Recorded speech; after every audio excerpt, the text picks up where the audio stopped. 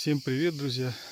Сегодня случилась третья серия про Будву, и начинается она в сплошных джунглях, куда я с трудом пробрался сегодня. Звук будет не очень, потому что петличку прицепить — это риск ее потерять. Тут реально приходится сквозь колючки продираться. Помните ту стенку, на которой я остановился и не смог ее вам показать последнее в лесу? Я задумал подобраться к ней снизу, чтобы посмотреть ее поближе. И вот у меня это получилось. Я сейчас стою прямо под ней, залез в самую чащу. И вот она, та самая стенка. А вот здесь ее самое начало. Сейчас попробую подойти покрупнее, чтобы было видно. Это не полигоналка, кладка рядная. Блоки состыкованы, ну не сказать, что прям идеально, но довольно ровно. От 100 килограмм и до тонны могут быть здесь блоки весом. Это известняк. Удельный объем известняка где-то примерно в среднем 2,5 тонны на кубометр. Вот и считайте. Если брать, допустим, вот такой блочок, ну вот, раз, два, три, ну почти 50 сантиметров в высоту, где-то около сантиметров 90, ну почти тонна вот здесь в этом блоке, почти. Вот такая стенка. От нижнего края раз, два, три, четыре, пять, шесть, 7 рядов здесь насчитывается. И уходит она вот туда, к водопадику. Сейчас мы туда пойдем, потихонечку двигаться будем. Я сегодня набрал оборудование с собой, и с ним очень тяжело продираться сквозь чащу. Пожалел уже 100 раз. Но зато сейчас, например, мы сможем попробовать померить уровень радиации.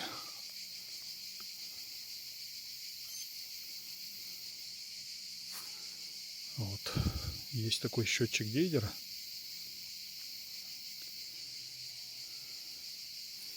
Сейчас мы его положим здесь на камушек и посмотрим.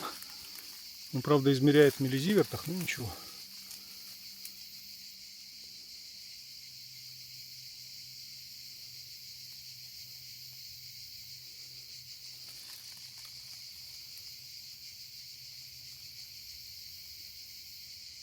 Ну, вообще очень низкий уровень, я вам скажу. Практически нулевой.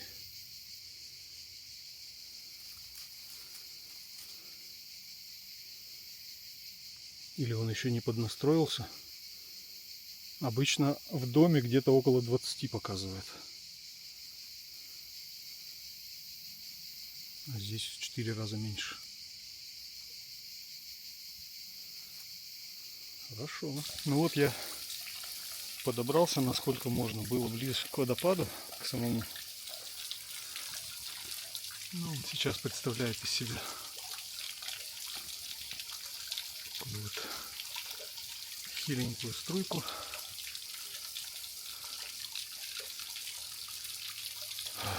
Глядя вот на это все, невозможно представить, что вот та стена, которая, откуда стекает водопад вверху, что она рукотворная. Однако это так. Я вам сегодня и в прошлый раз эту стену показывал. Сверху, вот когда на ней стоишь, там однозначно видно, что это тесанные блоки. Верх вообще выровнен как по линеечке. Там как дорога прямая. Вот. А здесь настолько заросло все вот этими отложениями. Земля, мох, сталагмиты такие висят. А под ними как раз стена из блоков, из мегалитов идет. Поэтому ее не видно. И таких стен я вам уже несколько штук здесь в русле показывал. Да, я тут балансирую практически на весу. Если сорвусь, туда плюхнусь в водоем. Вот.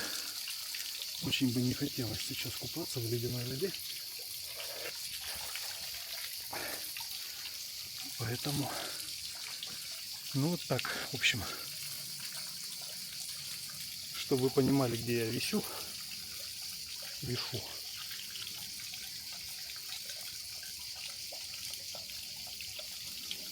Вот на таком махоньком уступчике держусь.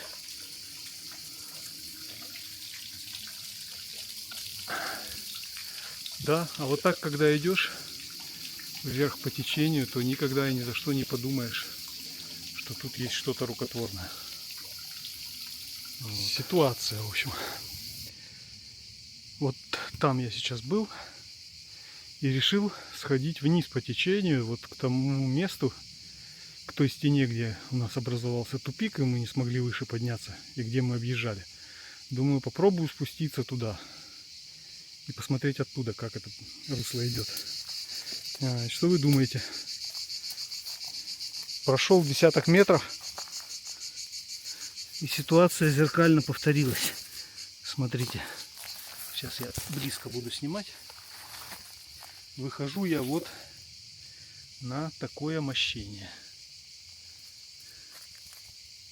То есть вот идет еще одна рукотворная стена. Вот ее ширина, смотрите, вот от этого камня и до конца. Ну, метра 2, наверное. Вот. И здесь прям картинка один в один. Вот стена заканчивается. Идет боковое мощение такое мощное. Потом внизу огромные валуны. И очередной водопадик туда стекает. То есть вот очередной порог. Я так подозреваю, что если я пойду дальше, то будет так и идти каскадами до самого низа. И здесь каскад вообще высоченный. Метра 3, наверное. Фу, попробую, конечно. Проблемно их обходить под джунглям. Можно, конечно, тут спуститься. Здесь не вижу просто, где оно там выходит. Скорее всего, нет. Я только до водопада так дойду. Попробуем показать вам.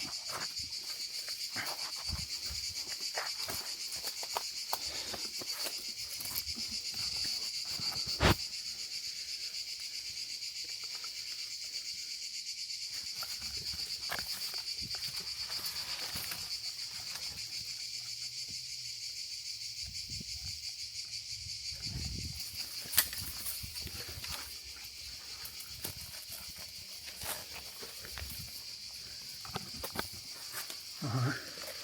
Спускаюсь потихоньку. Смотрите, вот она. Стена во всей красе. Вот с этой стороны. Здесь, кстати, можно вот обследовать. Но швов вообще не видно. То есть, либо они замазаны так хорошо. Скорее всего, да. Где тут рука? Вот. То есть, видите, швы настолько хорошо заделаны, что их практически не найти. Выглядит как монолит. Но тем не менее каждый блок оформлен. Вот, видите, это как мы везде в этой подобной кладке видим. Здесь должна быть фаска вокруг необработанного блока. Но они очень сильно эродированы, они очень сильно сточены. Вот он должен выглядеть как-то вот так. То есть рваные края должны оставаться снаружи. А вот там, где текла вода, она их так сточило, что они практически круглые. Но известняк, он очень хорошо водой обтачивается. Ну вот она, стена пошла. Ну, я не думаю, что кто-то будет говорить, что это естественное образование. Это 1000%, что это рукотворное. Но как это сделано, это просто феноменально. Вот посмотрите. Швов вообще нету.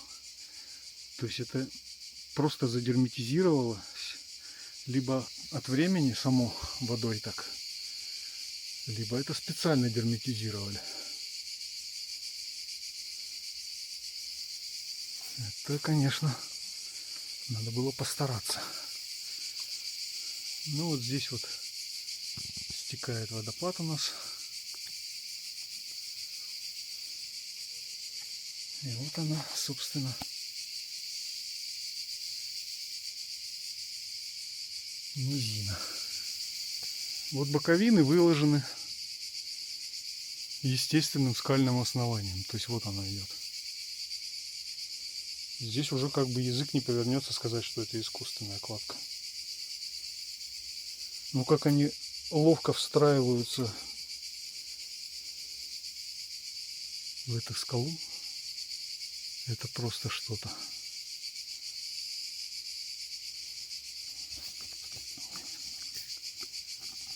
То есть все постройки ДВЦ этим как раз и отличаются.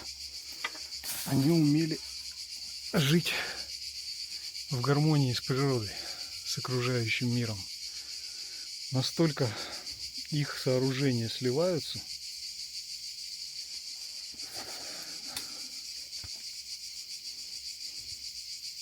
Ну какие австро-венгры? Ну, смешно.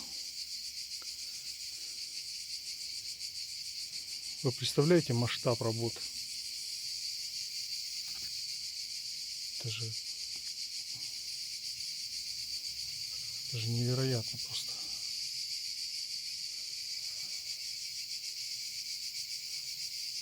А вот эти валуны здесь валяются. Причем, что характерно, у каждого порога лежит несколько вот таких огромных крупных валунов. Как будто их специально сюда притащили и положили. Ну, смешно, конечно, но факт.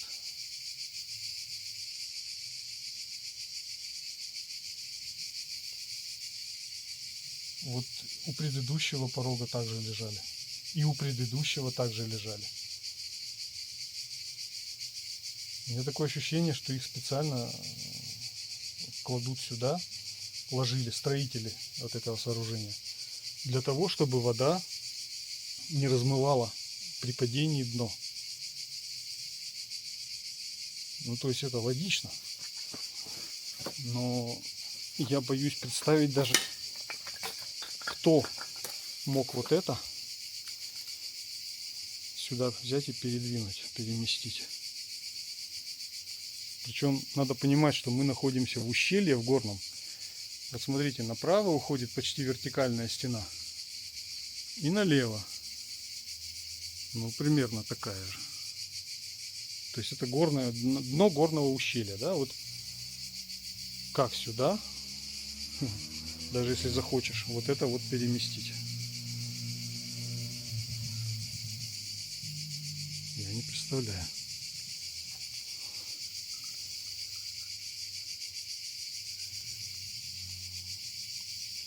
Ну и вот там на дне еще видно кусочки кладки остались, фрагменты ровные. То есть дно тоже было вымощено, получается. Ладно, я попробую спуститься дальше. Ну вот, получилось спуститься пониже и подобрался к этим вот отложениям. Смотрите, вот тут, вот она идет стена. Видите, вот они, мегалиты пошли. Идут. И потихоньку скрываются под слоем вот этой вот, не знаю, как ее назвать. Это что-то ломается легко, представляет из себя землю с мохом. Ну, в общем, земля. Ну вот представляете, сколько должно пройти времени, чтобы смог нарасти вот слой такой. Ну, здесь где-то сантиметров 30-40, может, толщиной, а то и больше. Там вот, допустим. За сколько времени, интересно, нарастает вот такой слой?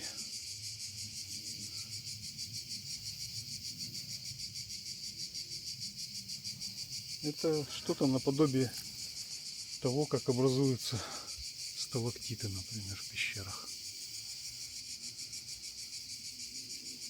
Только это на улице находится.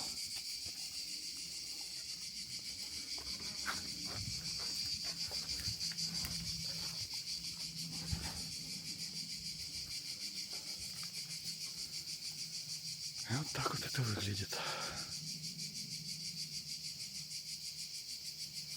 Вот то, что я говорил, внизу фрагменты кладки прослеживаются, вот они.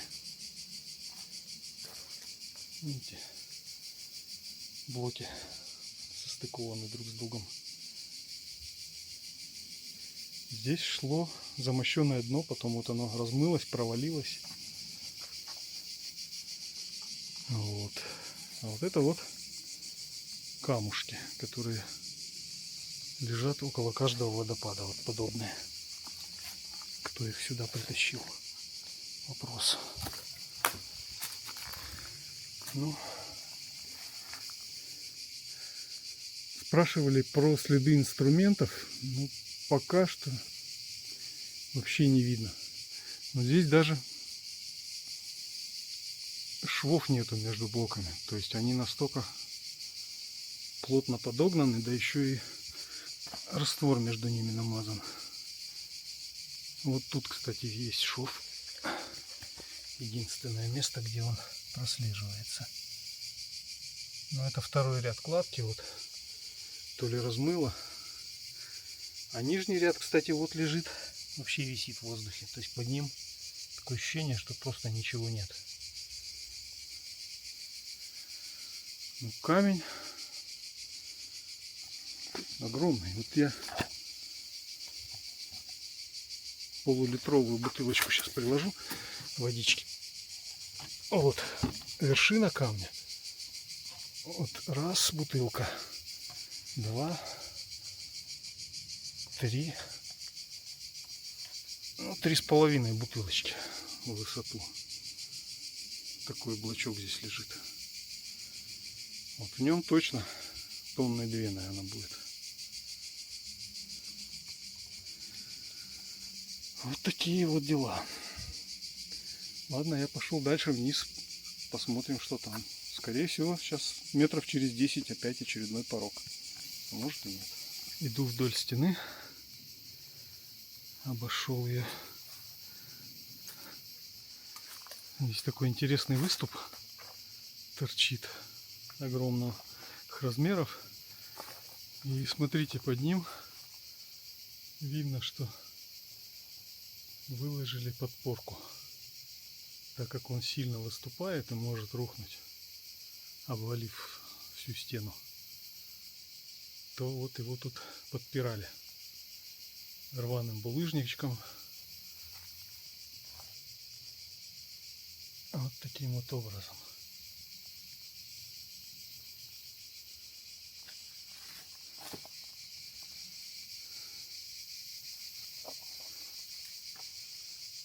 Вот. Показать хотел вот что. Как облицованы боковины здесь.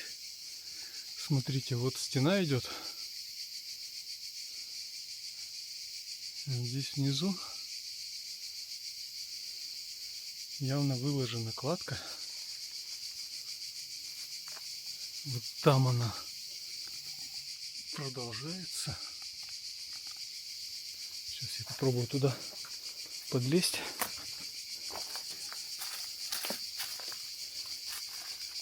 Вот там видно. Продолжается, идет сюда. И выходит вот тут. Ну, явно видно, что кладка.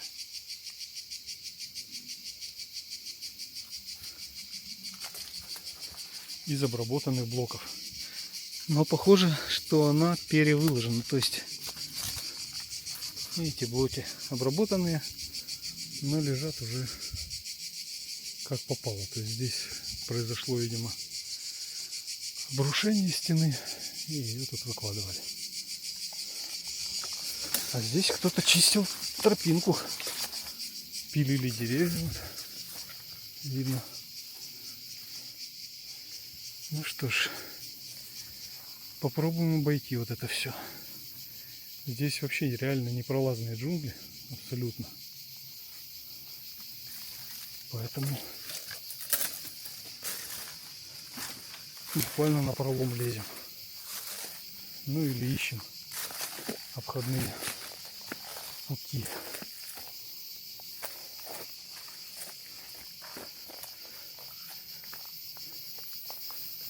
Вот там вроде можно пройти будет. Пробуем.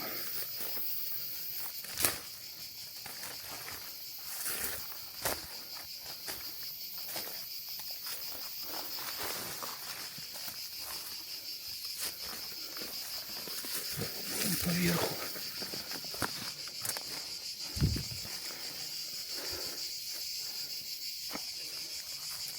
Мне все-таки безумно интересно, куда же это все вырулит.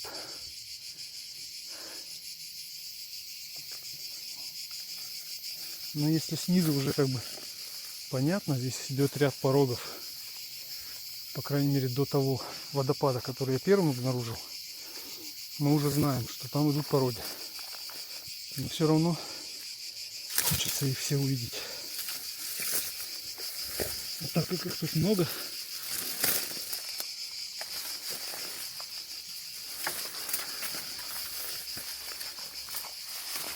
это требует времени и сил.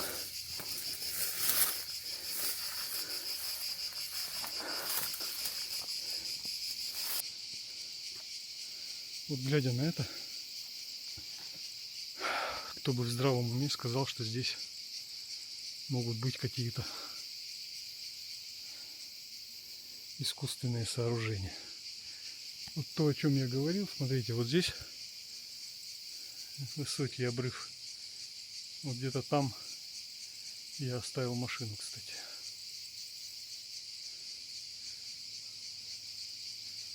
Ну вот обрыв. И с той стороны скала неприступная. И вот горное ущелье. Вот смотришь на вот это. Ну, обычная природная речка. Горная. Ее дно, валуны. Все естественно выглядит. Никаких искусственных сооружений тут быть в принципе не может. Но это так кажется, да? А стоит подняться выше, где мы с вами только что были. А там стенки искусственные. Шел вдоль по руслу спускаюсь. Тут куча современного строительного мусора сброшена сюда. Ну вот. И вдруг вижу какой-то ровный край. А здесь лежит вот такой вот фрагмент. У него ровно очень обработанный край. И вот здесь такое ощущение, как будто это остатки канилюр на колонне. Вот сейчас, конечно, не разобрать. Вот. Здесь вот явно след инструмента. Вот обработанная грань. Что это было? Трудно сказать. Здесь тоже вот боковая грань вся выровненная. Скорее всего, вот какой-то облицовочный, может, камень. Ну, трудно сказать.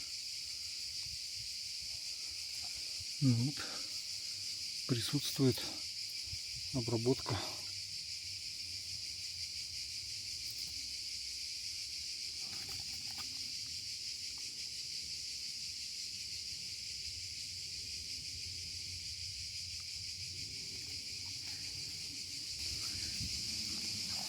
А я продолжаю свой путь. Вот там, кстати, вижу вроде как порог. Будет ли там что-то интересное для нас? Далеко не факт. О, вообще интересно. Да, здесь порог, но это естественный порог и очень высокий. О-хо-хо. Здесь высоко. Да. Такая природная ванна. Вот такая скала нависает надо мной.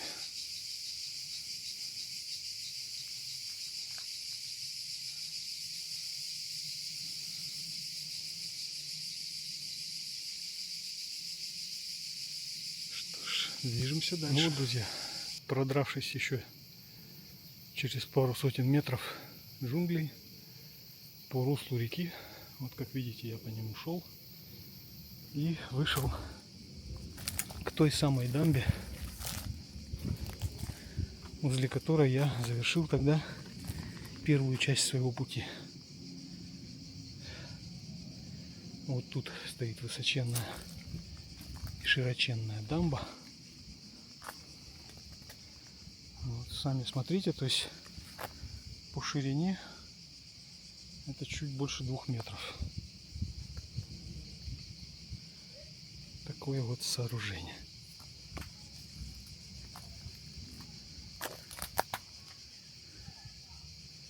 Да, и она уходит метров, наверное, на 10 в ту сторону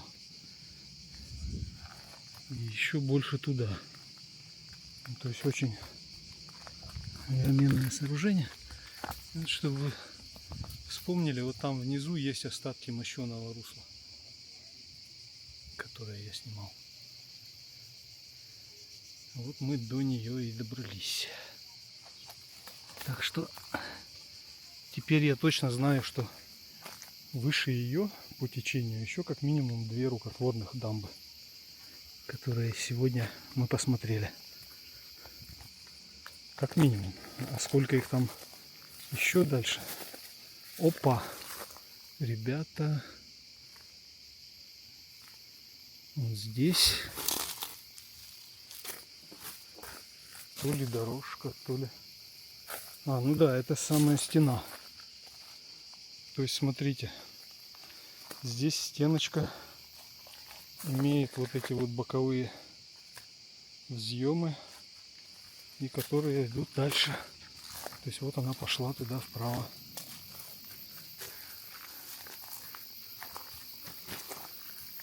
А здесь тропа была хорошая, я ее не видел. И как обычно, смотрите, вот идет стенка, а под ней лежат гигантские валуны. Все как обычно. И вот здесь стенка заканчивается. А тут собачья будка. Какой-то волкодав должен сидеть, по идее. Хорошо, что его нет.